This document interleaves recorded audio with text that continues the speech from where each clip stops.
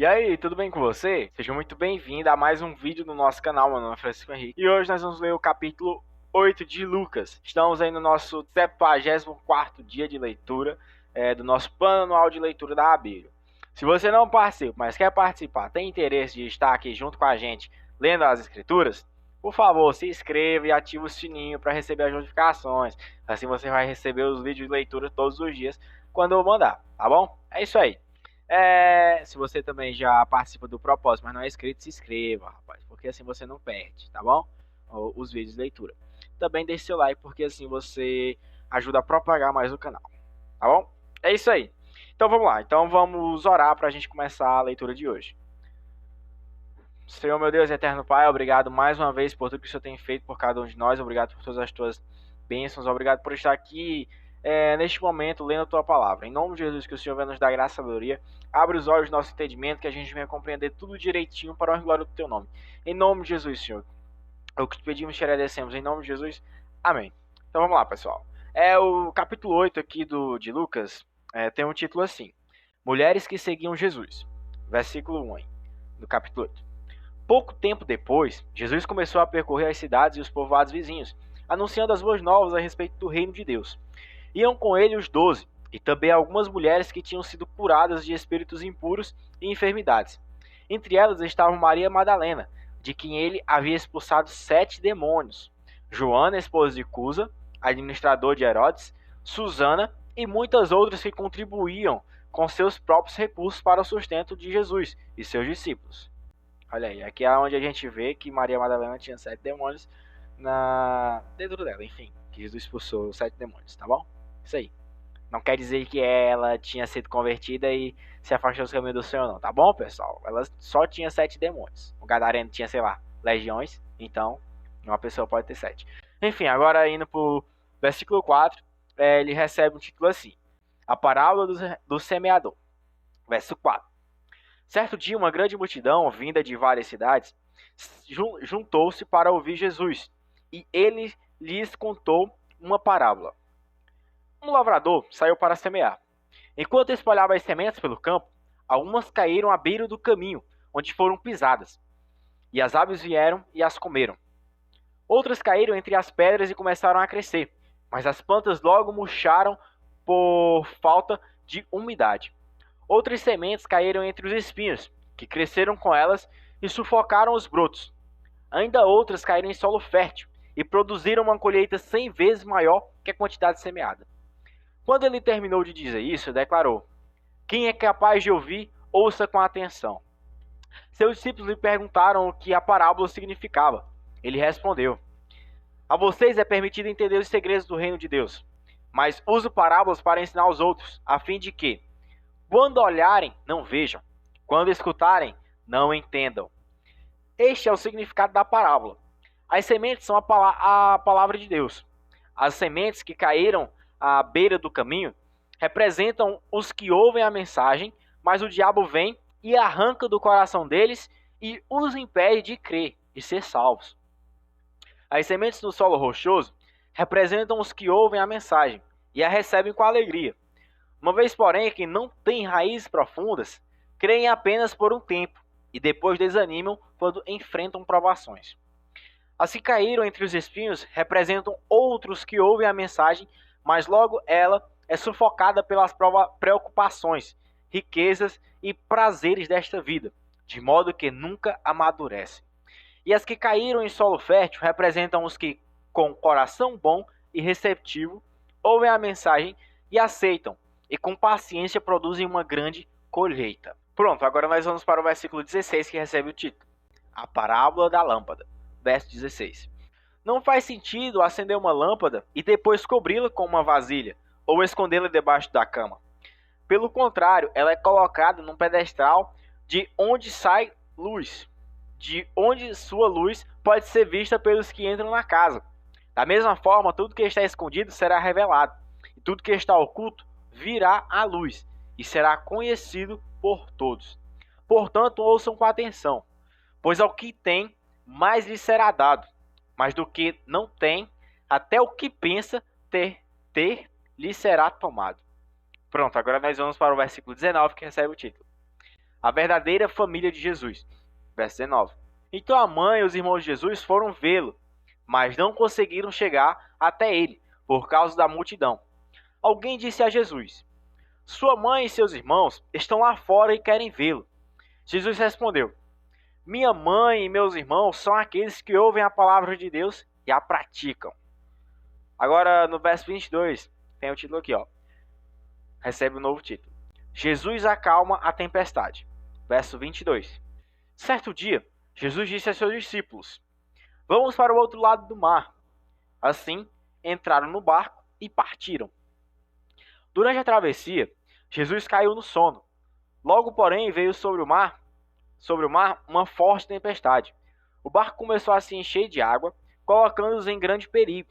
Os discípulos foram acordá-lo, clamando: mestre, mestre, vamos morrer. Quando Jesus despertou, repreendeu o vento e as ondas violentas. A tempestade parou e tudo se acalmou. Então ele lhes perguntou: onde está a sua fé? Admirados e temerosos, os discípulos diziam entre si: quem é este homem? Quando ele ordena, até os ventos e o mar lhe obedecem. Pronto, agora nós vamos para o versículo 26, que tem um novo título. Jesus exerce autoridade sobre demônios. Verso 26. Então chegaram à região dos Gadarenos, do outro lado do mar da Galileia. Quando Jesus desembarcou, um homem possuído por demônios veio ao seu encontro. Fazia muito tempo que ele não tinha casa nem roupas e vivia num cemitério fora da cidade. Assim que viu Jesus, gritou e caiu diante dele. Então disse em alta voz: por que veio me importunar, Jesus, filho do Deus Altíssimo? Suplico que não me atormente. Pois Jesus já havia ordenado que o espírito impuro saísse dele. Esse espírito tinha dominado o homem em várias ocasiões. Mesmo quando era colocado sob guarda, ou os pés e as mãos acorrentados, ele quebrava as correntes e, sob o controle do demônio, corria para o deserto. Jesus lhe perguntou: qual é o seu nome? Legião, respondeu ele, pois havia muitos demônios dentro do homem, e imploravam que Jesus não os mandasse para o abismo. Ali perto, uma grande manada de porcos pastava na encosta de uma colina, e os demônios suplicaram que ele os deixasse entrar nos porcos. Jesus lhes deu permissão.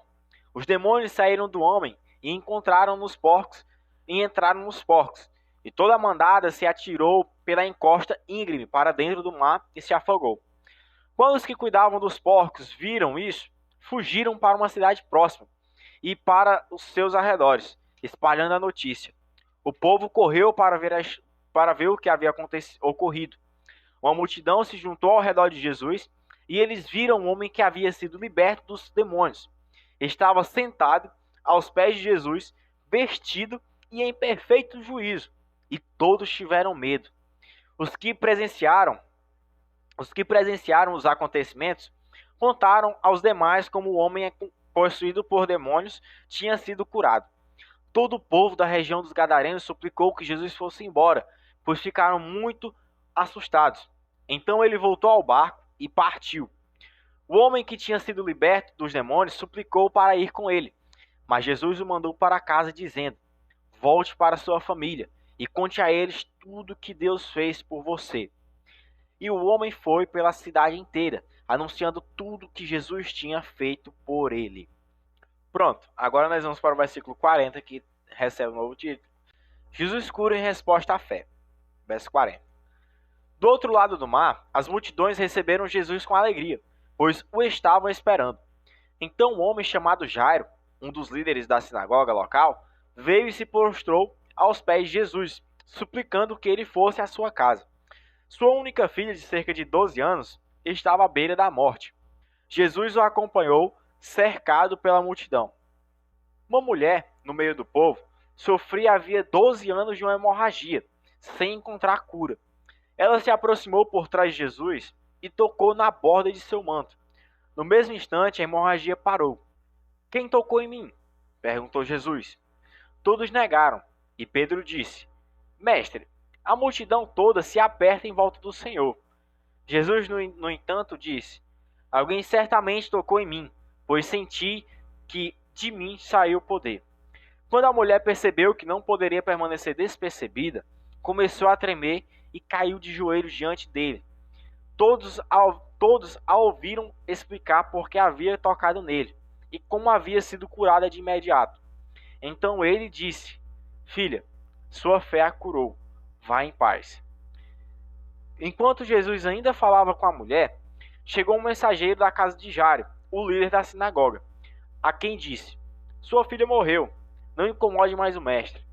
Ao ouvir isso, Jesus disse a Jairo: Não tenha medo, apenas creia, e ela será curada. Quando chegaram à casa de Jairo, Jesus não deixou que ninguém o acompanhasse, exceto Pedro, João, Tiago e o pai e a mãe da menina. A casa estava cheia de gente, chorando e se lamentando, mas ele disse: Parem de chorar, ela não está morta, está apenas dormindo. A multidão riu dele, pois todos sabiam que ele havia morrido. Então Jesus a tomou pela mão e disse em voz alta: Menina, levante-se. Naquele momento, ela voltou à vida e levantou-se de imediato. Então Jesus ordenou que dessem alguma coisa para ela comer. Os pais dela ficaram maravilhados, mas Jesus insistiu que não contassem a ninguém o que havia acontecido. Pronto, meus irmãos, encerramos aí no versículo 56, o capítulo 8 de Lucas, e também a nossa leitura de hoje. Glória a Deus e aleluias. Meus irmãos, como sempre, eu venho pedindo a Deus que Ele venha continuar abençoando a vida de vocês, a minha vida. Venha continuar abençoando esse propósito, que cada dia a gente venha ler melhor, enfim, a gente venha entender cada vez mais aquilo que o Senhor quer falar pra gente, e que a gente venha viver cada vez mais aquilo que a gente lê, tá bom? É isso aí. Que Deus lhe conceda um ótimo dia, conceda um ótimo dia pra mim também, e que a gente se veja amanhã em nome de Jesus. Tchau, valeu e a paz do Senhor.